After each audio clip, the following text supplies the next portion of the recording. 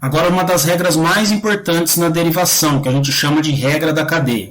A regra da cadeia, a gente tem duas funções, de novo, f de x e g de x, tal que a função h de x ela é uma composição dessas duas funções. Tá? Então, a gente tem que h de x é a fog, que é f de x aqui, que é o meu f de x, f de g de x. Tá? O que a gente vai chamar é chamar este cara que está aqui dentro de um u. Tá? De forma que a derivada da função h de x era a derivada de f em relação a u, vezes a derivada da g em relação a x. Tá? Que é a mesma coisa que este cara aqui, é a mesma coisa que eu falar du dx. Tá?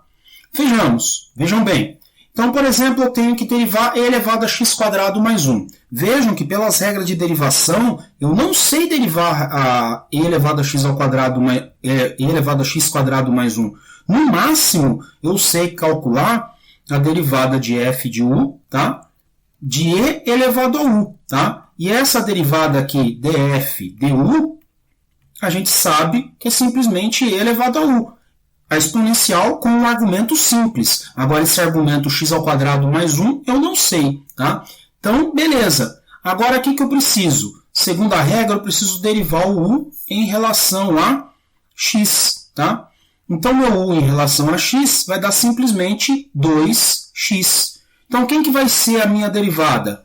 Vai ser e elevado a u, tá? E elevado a u vezes, tá? 2x, tá? Mas olha só, o u, isso aqui foi dado em relação a x. O u está na sua cabeça para você poder fazer a resolução desse cara.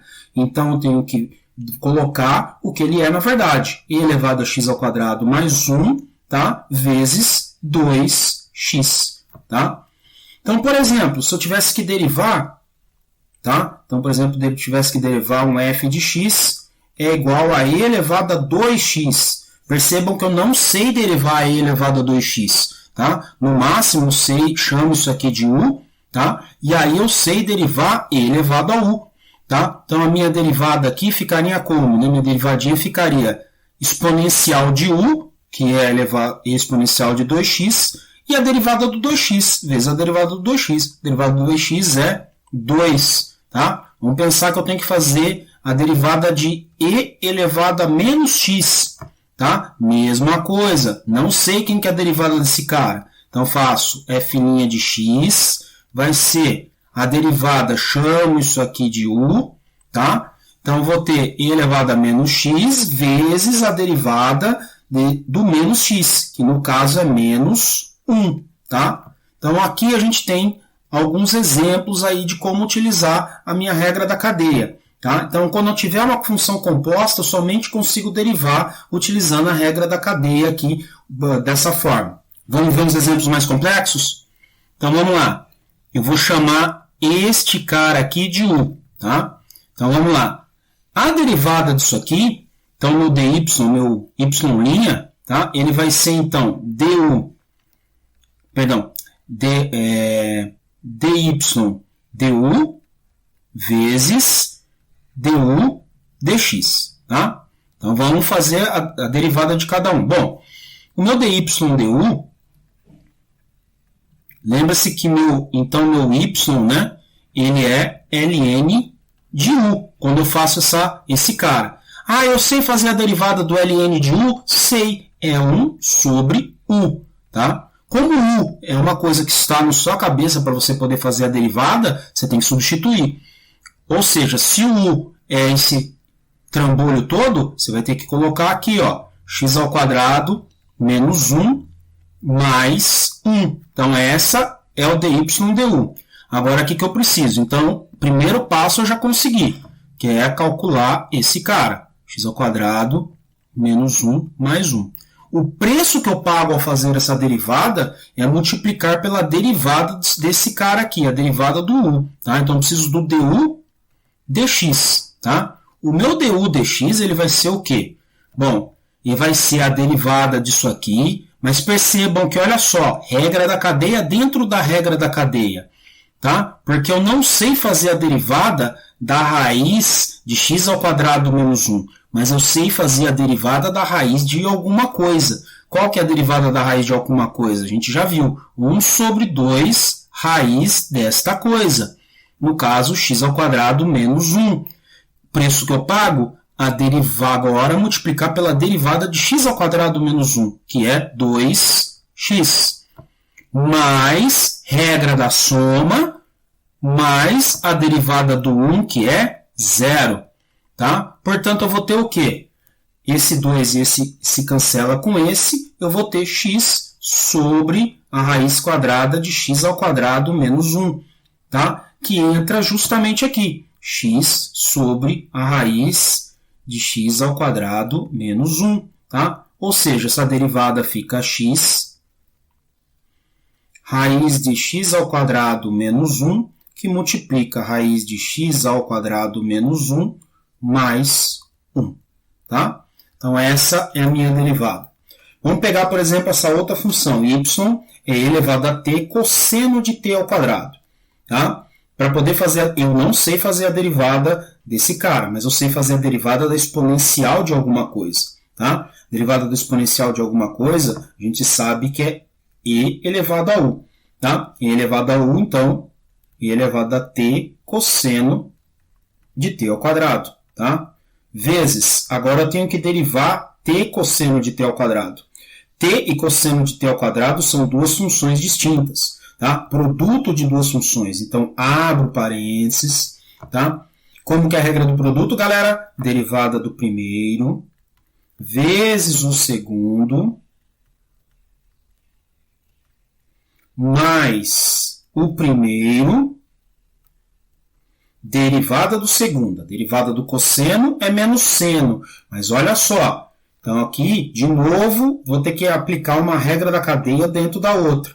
Tá? Por quê? Porque eu tenho que derivar d dt cosseno de t ao quadrado.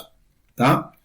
E eu vou chamar isso aqui de novo de um u. Tá? Então, isso aqui fica menos o seno de u vezes a derivada do meu du dt. Du dt, né? Porque a derivada agora está sendo em t. Então, eu vou ter menos o seno de t ao quadrado, menos o seno de t ao quadrado, vezes, nesse caso, 2t. Tá? Então, aqui fica menos 2t seno de t ao quadrado. Tá? Então, aqui, né? Então, aqui, o que eu vou ter? Vai me dar simplesmente elevado a t cosseno de t ao quadrado, tá? Que multiplica o quê? Cosseno de t ao quadrado menos 2t ao quadrado seno de t ao quadrado. Tá? Então, essas regras permitem a gente derivar funções bem mais complexas. Tá? Então, funções que recebem como argumento outras funções. Tá? Então, isso vai ser muito importante que vocês dominem essas técnicas de integração, principalmente técnicas do produto, técnicas, como exemplo, a técnica da regra da cadeia, para vocês poderem fazer as derivadas. Depois de tudo isso, vem uma pergunta. Todas as funções têm derivada em um determinado ponto? Não, nem sempre. Tá? Então, vamos pegar, por exemplo, essa função definida por partes. X ao quadrado, tá? Se x é entre 0 e 2, então entre 0 e 2, a minha função, né? Então, até posso traçar aqui, né? Então, aqui nessa função, ela é simplesmente x ao quadrado. Então, se aqui x vale 2, aqui vale 4. E aqui está fora, né? Porque x tem que ser maior do que 2 e seria 2 ao cubo. Mas eu consigo, por exemplo, dizer que neste ponto onde deveria estar o 2 aqui, a minha curva começa num número um pouquinho maior do que o 8. Então eu fico aqui com um gapzinho aqui entre o 4 e o 8 que não existe a função. Ou seja, se alguém vir com lápis aqui e escrever aqui, ele vai ter que pular. Tá? Então a gente diz que a função não é contínua. Tá? E isso é interessante, pois a gente já diz que a função, a derivada em 2, tá? Ela não existe, tá? Então não existe a derivada em 2 para essa função. Pode ter derivada daqui, por exemplo, pode ter derivada daqui até o 3, né? Que é onde aqui é o domínio dessa função, até o 3, mas eu não tenho a derivada exatamente nesse ponto. Da mesma forma, se a gente levar em conta a interpretação geométrica da derivada, que a derivada nada mais é do que uma reta tangente à curva num ponto, a gente não pode falar nada que existe uma derivada, por exemplo, tangente a um ponto que é, por exemplo, uma coisa assim, tá? Aqui existem infinitas tangentes a esse ponto, tá? Porque esse ponto ele não suporta que em um único ponto uma só curva como sua tangente, tá? Então, por exemplo, para essa função aqui que ela é 0, tá? Ela é 0 com x menor do que 0, para todos os x negativos. E depois ela se torna uma reta, y igual a x com x menor do que 0. Neste ponto, que é o ponto x igual a 0, a gente diz que não existe, né? Não existe a derivada em f de 0.